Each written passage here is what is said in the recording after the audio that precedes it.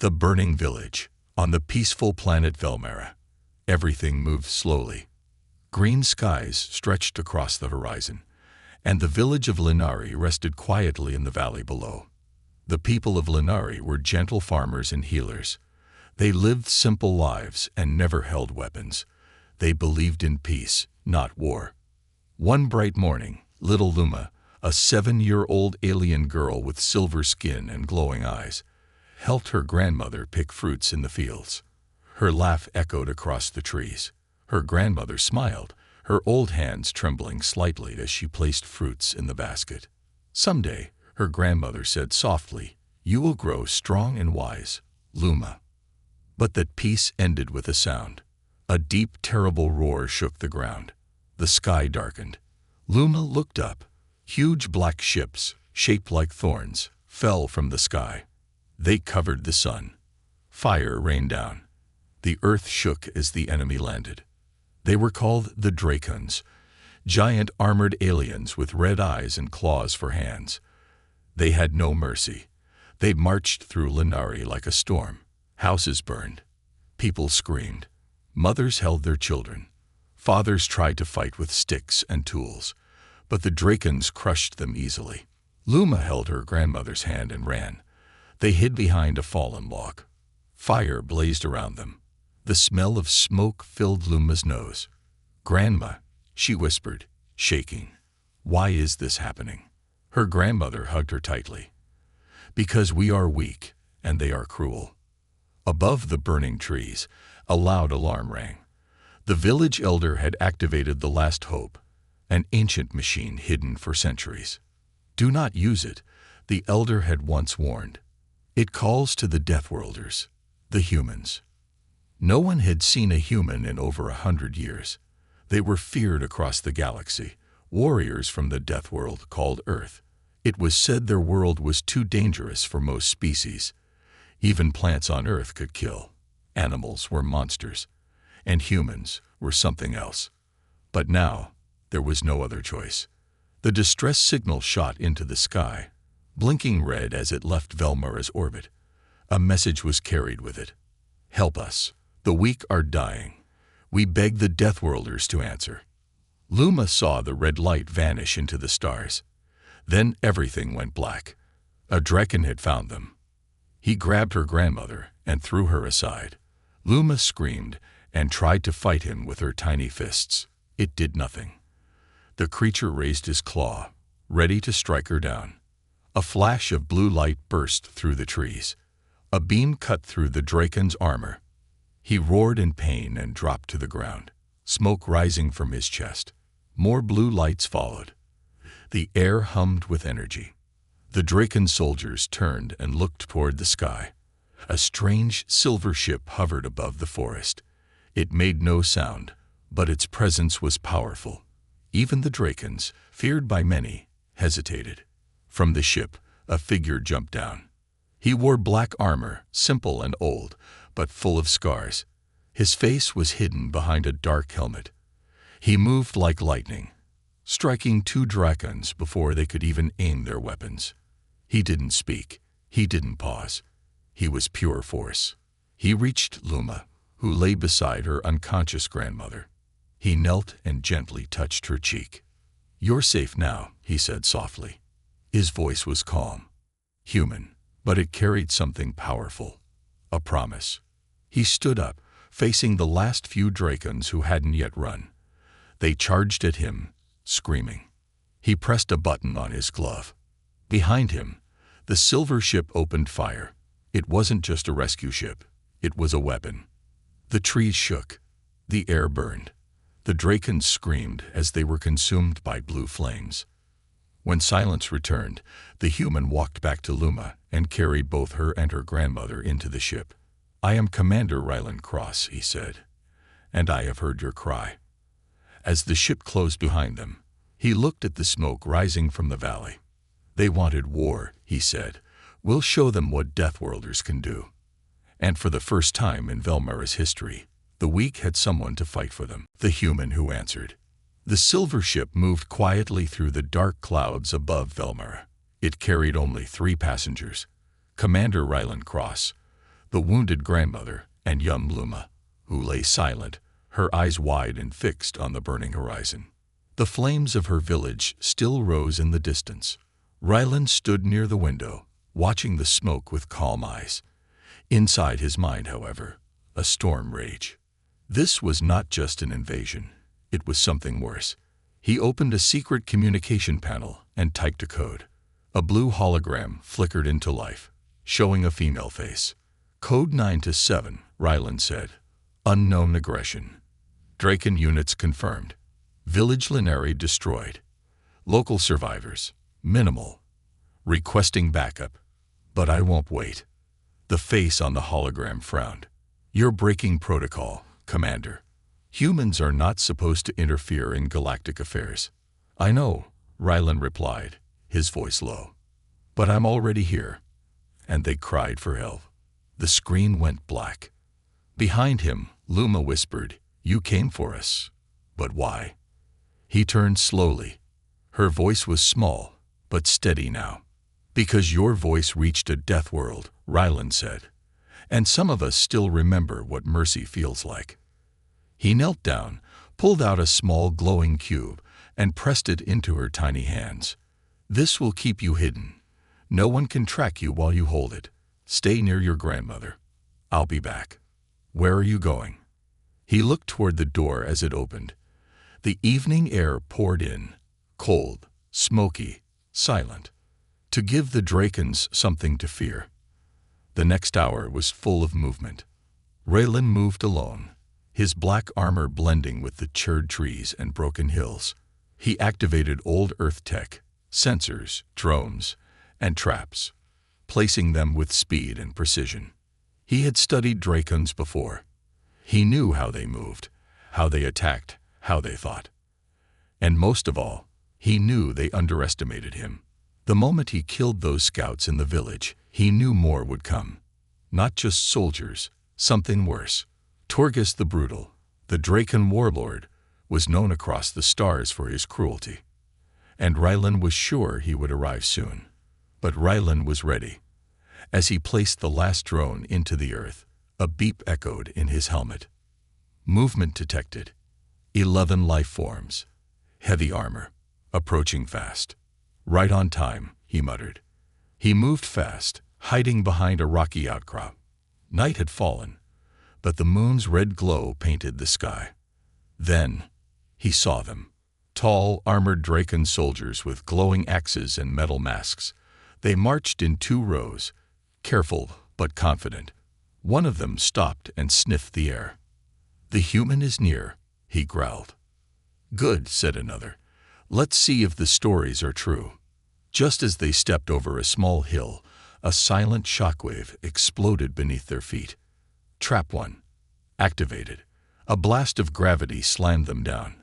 Their armor cracked. One screamed, his leg twisted. Before they could recover, blue beams shot from nearby trees.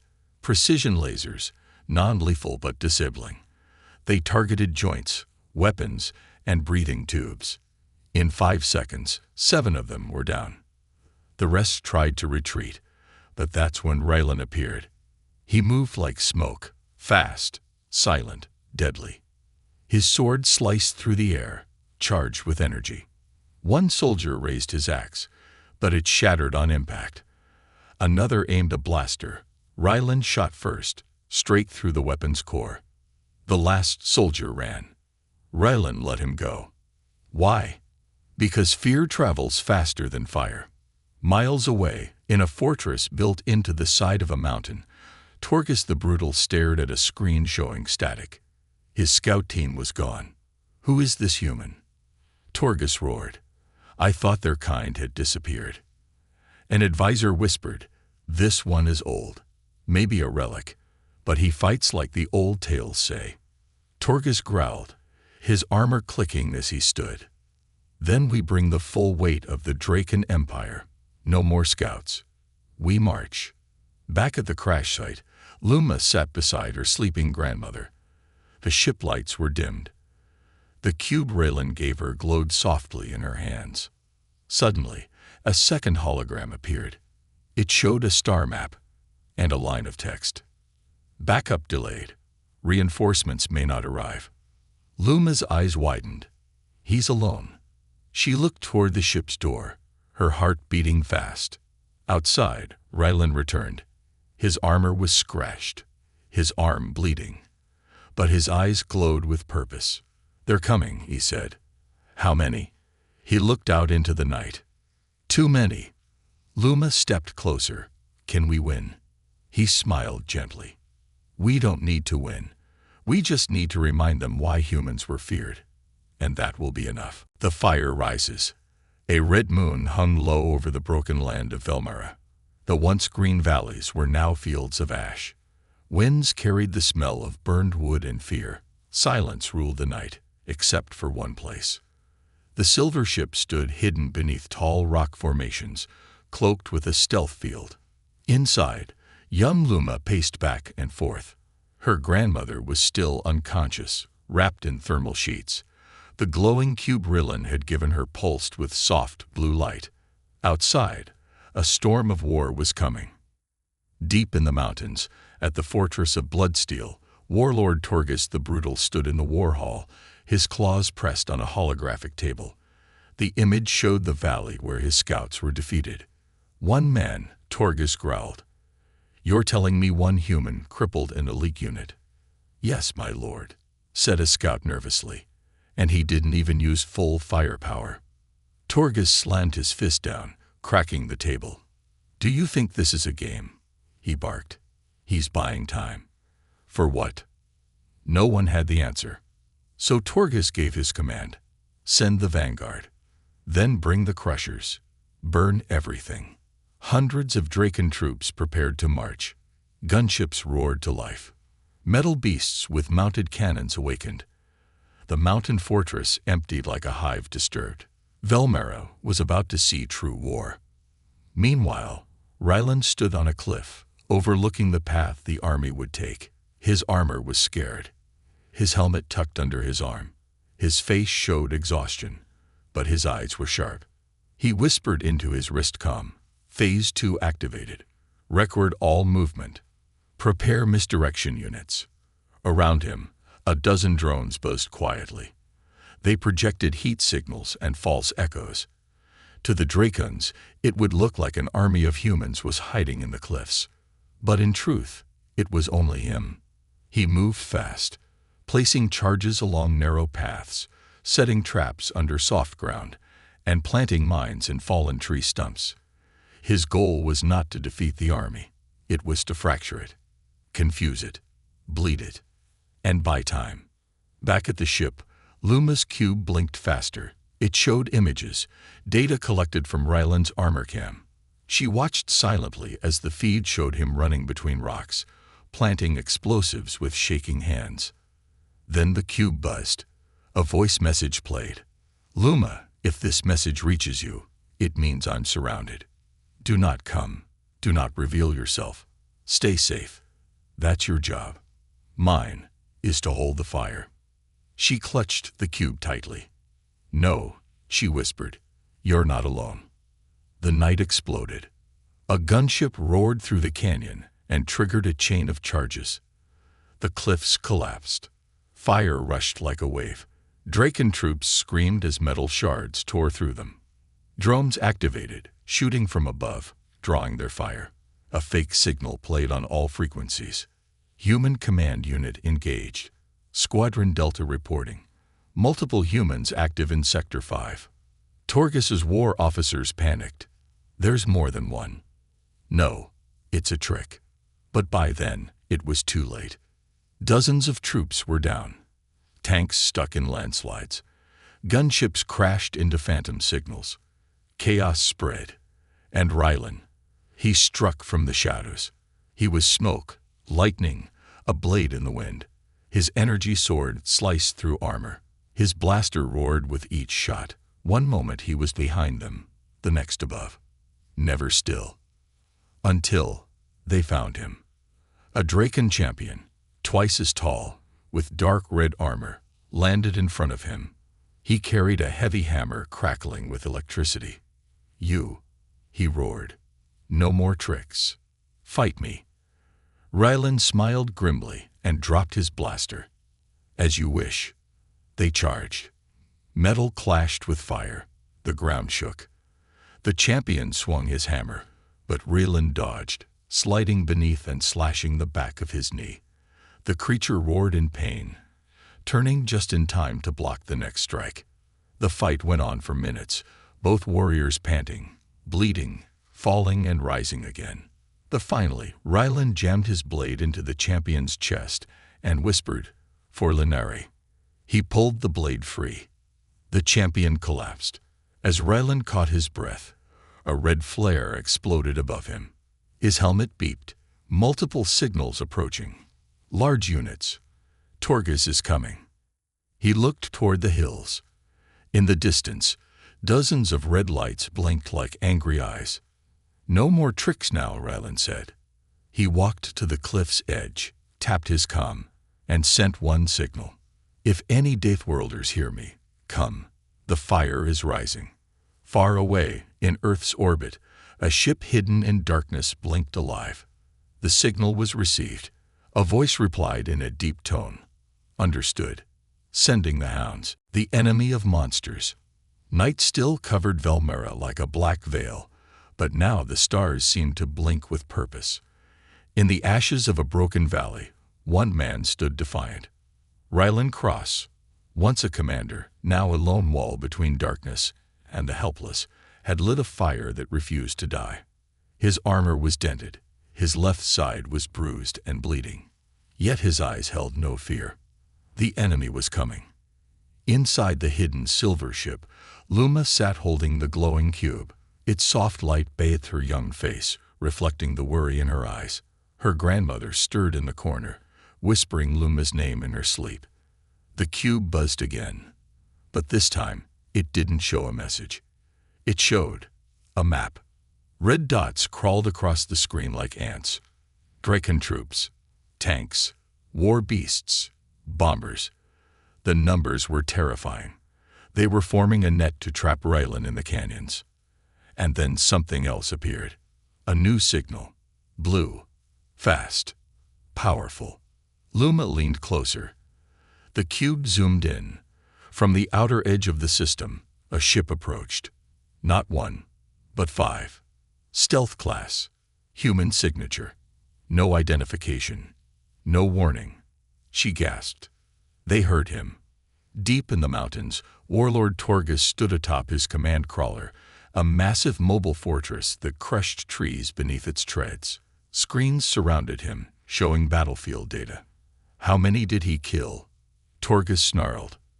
A tech officer answered shakily. 23 confirmed. Multiple wounded. 6 tanks disabled. 3 flyers down. Torghast's claws tapped the metal edge of his throne. You said he was alone. 1 man. He is alone, my lord. The warlord's growl rumbled like thunder. No, not anymore. He looked at the sky. He felt it. Something shifting. Something old. Back on the battlefield, Rylan moved silently through the canyon. Drones circled above him, scanning enemy paths. His energy blade was nearly drained. Power low. Backup still too far away. But he wasn't giving up. He set a final charge on a natural arch above the main trail. If Torghast brought his forces this way, it would buy him a few more minutes. Suddenly, a loud boom echoed behind him. His sensors went wild. Invisible units approaching. High velocity. Deathworld-class heat signatures. He turned fast, blade raised. And then he saw them. They dropped from the sky like falling comets. 5 armored figures, each landing with a thunderous quake. Dust flew. The air cracked with tension. They stood tall, motionless, watching him. One stepped forward. A woman, helmet retracted, eyes sharp as razors, hair tied in a silver braid. Commander Cross, she asked. Yes, he replied, confused. She nodded. Your fire reached home. He stared in disbelief. Earth answered. We never ignore a distress call from a Deathworlder. We just needed to be sure it was real. Another man chuckled behind her. massive, covered in muscle armor, carrying a gun the size of a bike. Hell, Rylan, you're lucky we were bored. The smallest of them, cloaked in stealth gear, flickered into view, scanned your traps. Good placements, but we'll make them better. Rylan blinked, finally smiling after hours of pain. Welcome to Velmara. In Torgus's command crawler, panic spread. 5 humans. Confirmed. Stealth units, anti-armor class. Their ship just entered lower orbit. Weapons locked on our fortress. Torgus stood slowly, then laughed. A cruel, deep laugh. Finally, a real fight. He pressed a button. A door opened. From the shadows walked a towering creature. Not Draken. Something worse. A bio-enhanced mutant called the Butcher of Krasin. 6 arms, armored skin, raised from war, designed only to kill humans. Send him first, Torgus growled. In the canyons, the humans got to work. Rylan stood in awe as they reprogrammed his drones, repaired his blade, and laid traps he couldn't even see. This planet's going to become their nightmare, said the big one, locking a plasma grenade to a cliff wall. What about Torgus? Rylan asked. The woman looked toward the burning sky. He won't run. They never do. But we don't need him to run. We just need him to bleed. Suddenly, an alarm beeped. Massive life form. Approaching fast. The humans turned. What is it? Luma's voice came through Rylan's comm. Rylan frowned. Something worse than a Draken. A growl echoed through the canyon. Loud, guttural, hateful. From the trees emerged a monster covered in black spikes, carrying human skulls around its neck. It roared. The Butcher had arrived. The first war cry. The canyon held its breath. Not a single breeze stirred the air. The leaves had stopped moving. Even the smoke from the distant fires seemed frozen in place, as if the world itself was too afraid to make a sound. Then it came. A thundering roar that cracked the sky. The ground shook as the Butcher of Krasin stepped into the clearing. Taller than any creature on Velmara, covered in jet-black armor fused with its own flesh, and bearing 6 muscled arms, each ending in long, jagged claws. Its eyes were not eyes at all, just glowing red pits, soulless, hateful. A single human stood before it. Commander Rylan Cross. His blade hummed faintly in his hand, still damage. His armor cracked. His chest rose and fell in slow, heavy breaths. And yet, he didn't move. He just watched. From behind the cliffs above, the Deathworlders squad watched in silence. He's not going to fight that thing alone, whispered the stealth soldier. The woman leader, Valk, her name, raised a hand. Wait, look at his stance. The Butcher roared again and lunged, all 6 arms swinging down at once like falling axes. But Rylan didn't dodge. He stepped forward. Inches before impact, he threw something small, a flickering device. It blinked green. Click. Boom. The trap exploded beneath the Butcher's feet. Gravity pulse. It crushed downward, pulling the monster into the earth, staggering it. The second device on Rylan's wrist activated at the same time, boosting him into the air. Mid-air, he drew his energy blade, now overcharged from the squad's repairs. It blazed blue-white, screaming through the wind. He came down like a thunderbolt, striking the Butcher between the shoulders with a force that cracked the canyon floor. The beast howled in rage, reeling backward, smashing boulders as it thrashed. Then it got back up, faster than before. Blood oozed from the wound, but the creature didn't slow down. It got angrier. He can't take it alone. Valk shouted, "Go!" The rest of the Deathworlder team leaped into action. The heavy gunner, Maddox, opened fire with shock rounds. Blue bolts slammed into the Butcher's side, pushing it back. Stealth soldier, Cora, darted through shadows, slicing tendons with heat knives. Zeke, the tech archer, launched microdrones that swarmed the creature's eyes, blinding it with bursts of white light. But even with all of that, it didn't fall. It swung its 6 arms like death itself, knocking Cora through a tree. Mad Dox rolled behind cover, barely avoiding a boulder-sized fist. Zeke's drones were shredded. Raylan and Valk fought side by side now. "How is it still moving?" Valk shouted, blades clashing against the butcher's claws. "Torgas modified it," Raylan answered. "Human DNA mixed with Draken rage. It only stops if the heart stops."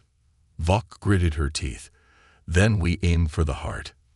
Meanwhile, miles away, in the war crawler, Torgas watched the fight live on multiple screens. His command room buzzed with tension. Lieutenants whispered among themselves. "They're holding their ground. They shouldn't be. Deathworlders. They fight like nothing else." Torgas stood slowly, claws clicking. "Good," he growled. "Let them see the beast. Let them feel the storm." He pointed at the screen. "But prepare the second wave. If the butcher falls, we bury them under fire." Back in the canyon, the fight reached its peak. The butcher now bled black smoke, its chest armor cracked. But its strikes were still deadly.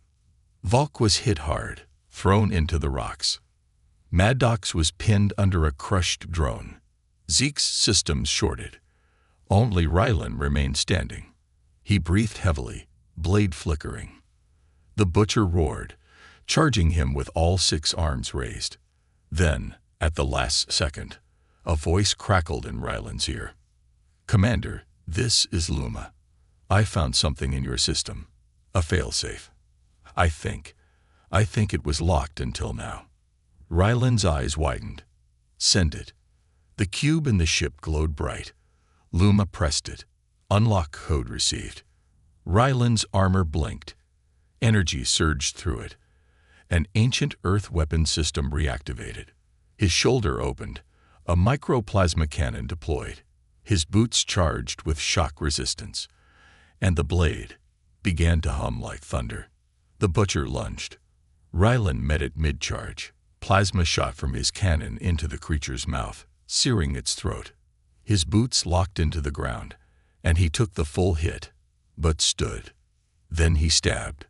Straight into the heart. The blade pierced through the beast's chest. For the first time, it stumbled. Then it collapsed.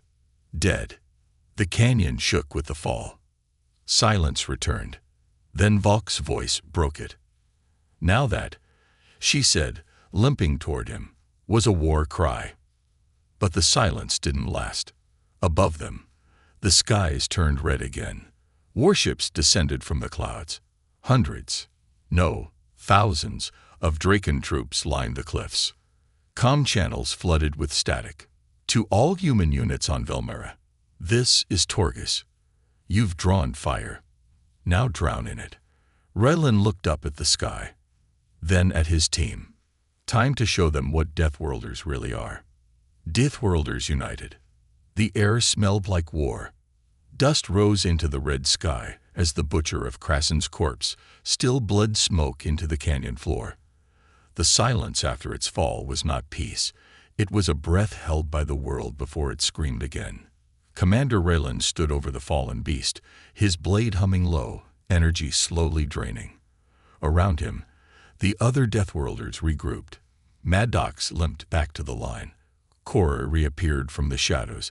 Zeke adjusted his broken visor, and Valk checked her bruised ribs with a grim nod. They had survived. But above them, in the sky, warships began to descend. Massive Draken carriers, each one shaped like a beast's jaw, glowing red from within. From every direction, on the cliffs, in the skies, across the canyons, the Draken army revealed itself.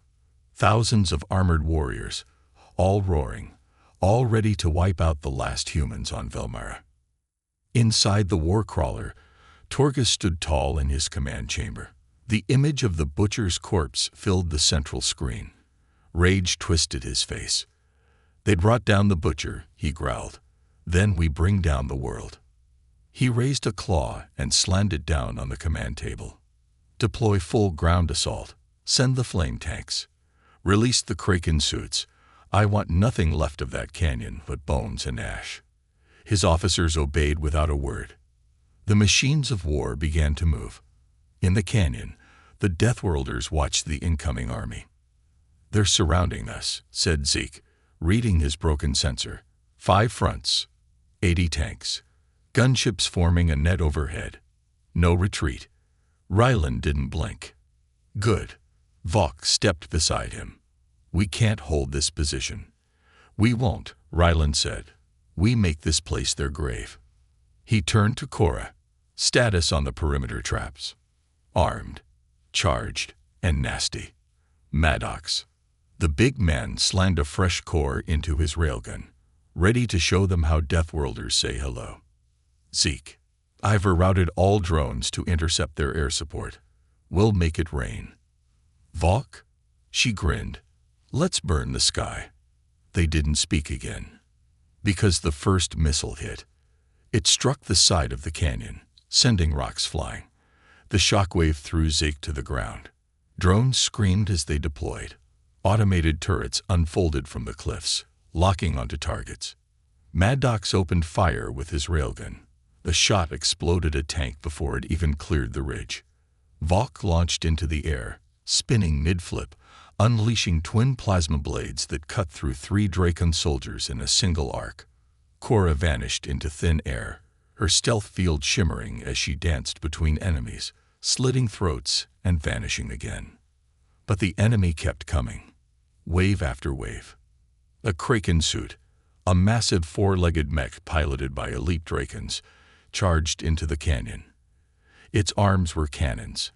Its chest opened to reveal a swarm of mini-drones. Zeke launched an electromagnetic mine. The Kraken stopped, then exploded. Fire rained down on both sides. The cliffs cracked and collapsed, separating squads. And then, the sky itself lit up. A massive Deathworld-class human dropship broke through the clouds, firing downward with twin ion cannons. It didn't just land. It crashed into the canyon wall, doors bursting open midair. From the dust emerged 20 more Deathworlders, each in specialized armor, built for one thing: total destruction. Their leader walked up to Rylan. He wore a black helmet, no insignia, no name. "Heard you were making noise down here," he said. "Figured we'd lend a hand." Rylan smirked. "Welcome to the party. Let's make it loud." Above, in the Warcrawler, Torgas watched his army break formation. They called more. He spat. A technician trembled. More ships entering orbit. Dozens, human markings. Torgas's voice dropped to a whisper. "How many?" "Hundreds, my lord." He stared at the screen as blips filled the map. "They're not just fighting back." Torgas whispered. "They're coming." On Velmera's surface, the Deathworlders pushed forward. Turrets blasted holes through the ranks. Hand-to-hand combat turned blood to steam. Traps exploded. Mountains collapsed onto advancing troops. Relin led the charge with his blade blazing. Vok flew above, calling out strike targets. Maddox became a moving wall of fire. Zeke controlled the sky. Cora, unseen, unheard, cut down command chains. The battlefield became a storm of humans. They fought not just for survival, but for vengeance. For Linari. For Luma. For every weak voice that cried out into the stars, believing no one would come. And somewhere in a quiet valley, Luma watched it all unfold on her glowing cube. Her hands trembled, her eyes wide, but her voice steady. They came for us. When the weak became strong, Velmera burned beneath a blood-red sky. The once quiet planet had become a battlefield of gods and monsters.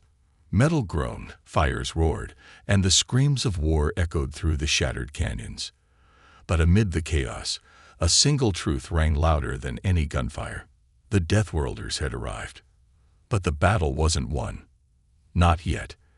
At the center of the battlefield, Commander Rylan Cross stood tall, his armor scorched, his blade cracked at the hilt, but his eyes, sharp and unbroken.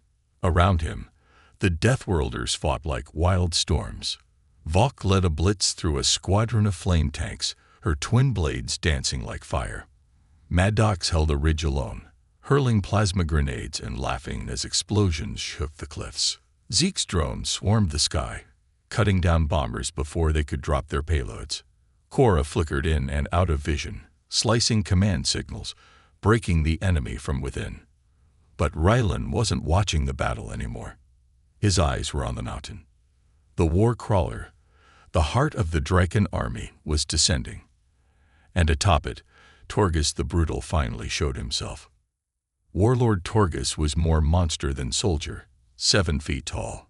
Jagged horns curved back from his head.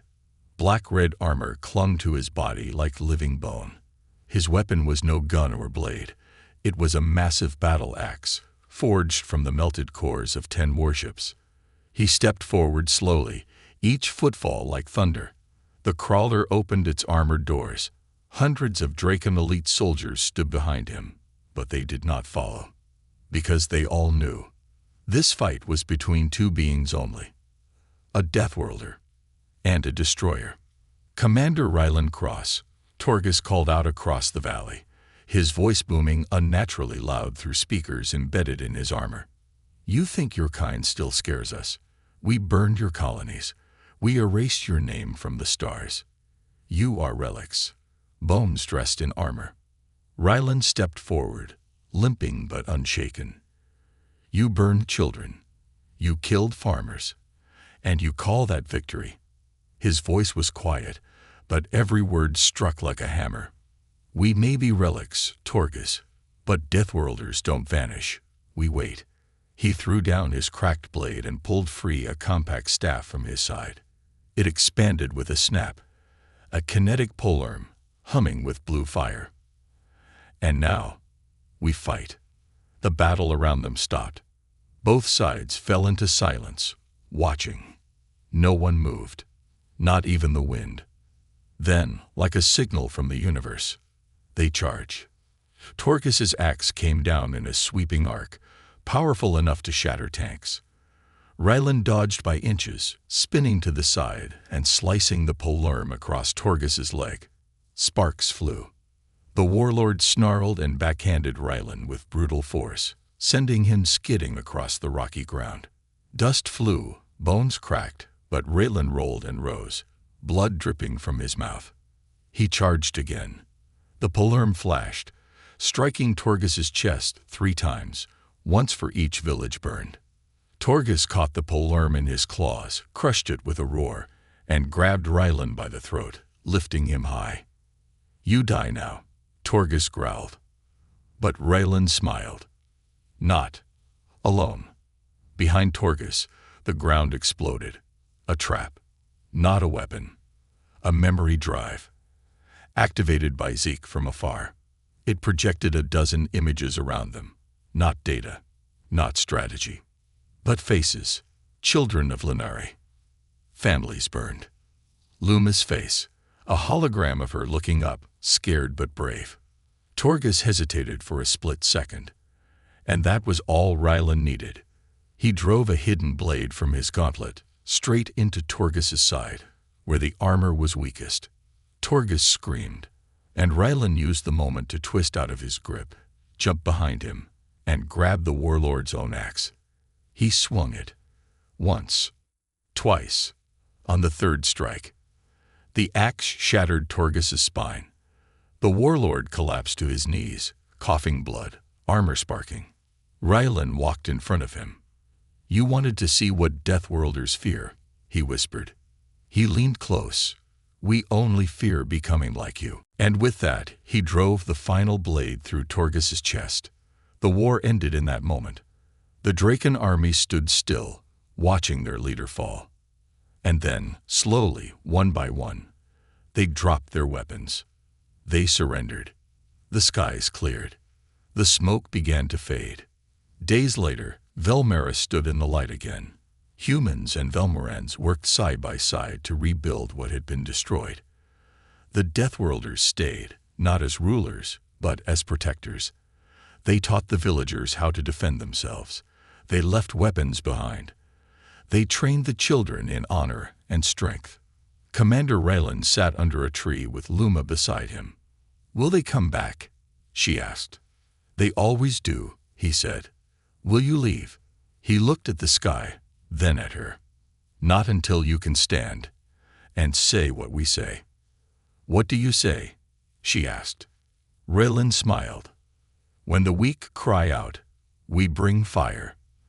The galaxy watched what happened on Velmera. Stories spread like fire across the stars, of how the weak cried for help, and the Deathworlders answered, not with mercy, but with fury. And from that day forward, the galaxy remembered. Never forget the sound of a human rising, because once they rise, nothing survives their wrath.